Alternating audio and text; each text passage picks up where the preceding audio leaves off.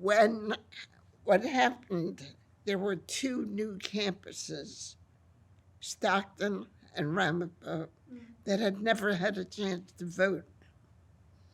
And so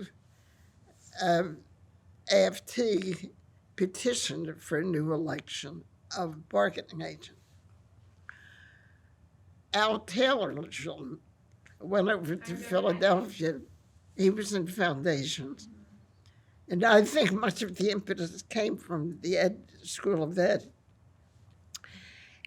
Al went to Philadelphia and talked to the head of the AFT there, Frank Sullivan. And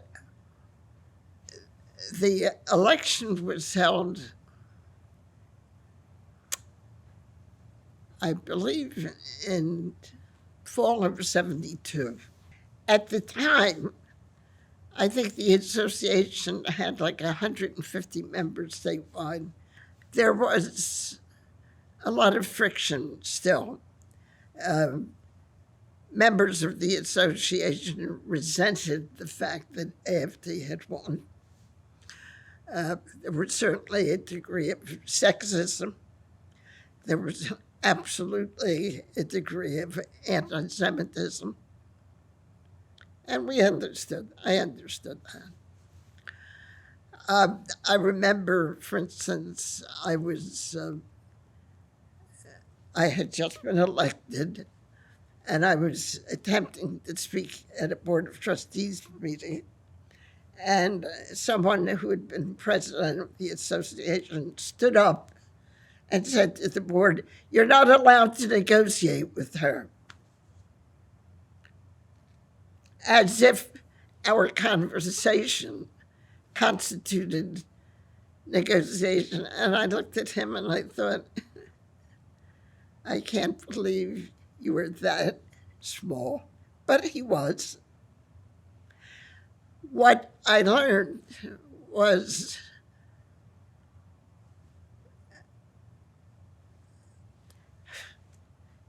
National AFT sent us a representative. These are paid people who work for the union. They help organizing drives, they instruct. And this man who came from Jersey told us at a meeting, never lie to your people. And I relaxed because as a teacher, I wasn't interested in lying to my students. So if to succeed as a union head, I had to be truthful, then I could handle that. So I relaxed. President of the college was Dr. Robinson, who had been a county superintendent.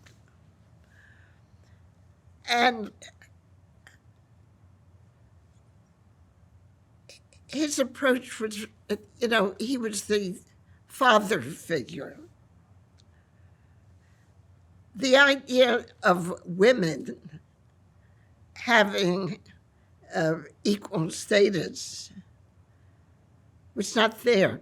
You really had to struggle for that. We had, I remember a tenure case on another campus, but it was comparable to ours, where this woman had been told that unless she finished her doctorate before she started teaching, she could not have the higher rank. So she was hired as an instructor. A man, on the other hand, was hired as an assistant professor without the doctorate. And when she objected, they denied her tenure. Now, that was a case that the union took and won in arbitration. One of the things that the union contract offered was advisory arbitration. The only way to make a contract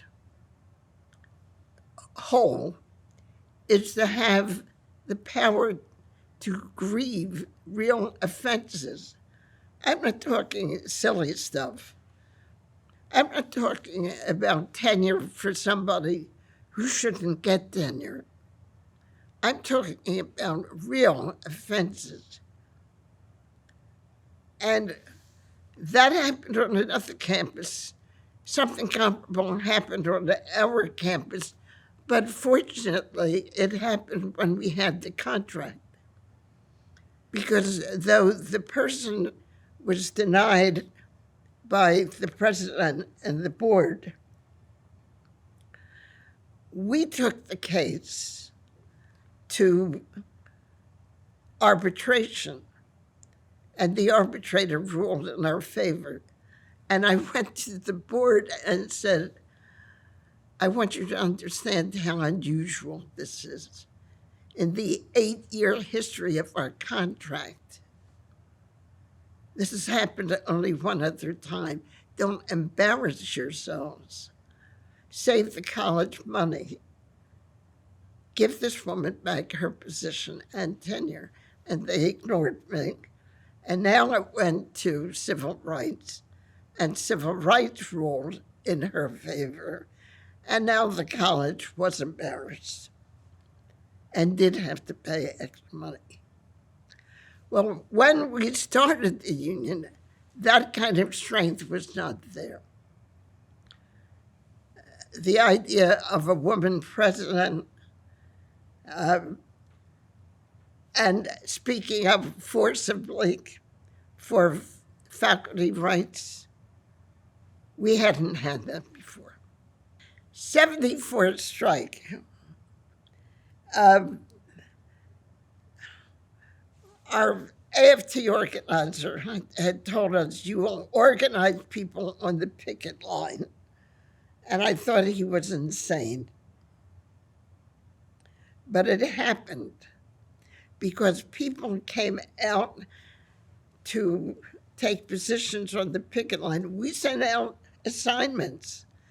And I want to say that Glassberg was a difficult campus because we had something like 17 different entrances, which means every one of those entrances had to have pickets. And we had, in some cases, students drove in trying to hit the faculty. Not many, but some. We had non-union people, not necessarily in our union, who did the same thing. In some departments, understand that the union was still very new. There are some departments that were very anti-union. It's no secret that the communications department was very anti-union, and that many of the SGA officers came out of the communications department. So they were encouraged to take out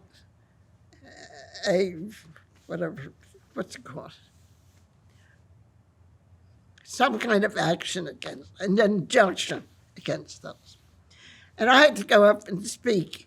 And I'm speaking in front of a crowd of angry students, right? And I'm saying to them, you can take out your injunction, that's all right. We won't obey it, but you can take it out.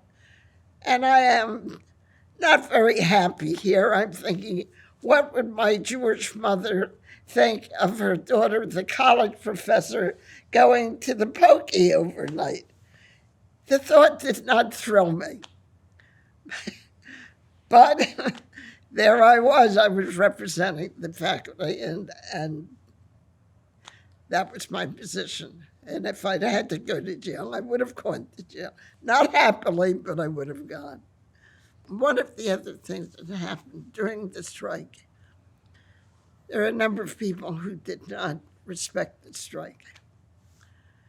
Typically, when that happens, you kick them out of the union. I could not see that made sense because we were just growing And it was also a learning process. I understood that there were people who had never seen a faculty union before. So my position was, no, we're not going to kick them out. What I would recommend is we write them a letter and express our disappointment and hope that they would continue and work with the union. After I sent out the letter, a number of people still quit, but some stayed, and eventually they came back. The next strike that we had in '78, there had been a Supreme Court decision that was very hurtful to faculty rights, because essentially it said that faculty had no rights over selecting textbooks, curriculum, et cetera, et cetera. Well, that strikes at the heart of what you're doing as a teacher. If I can't choose a textbook, then how can I teach the class? Somebody else is going to tell me what to teach. That doesn't work. That was almost guaranteed to enlarge our union membership. And it did. From that point on this campus, membership grew substantially. I had one situation where students alerted us to a problem in a department. A particular department had a system of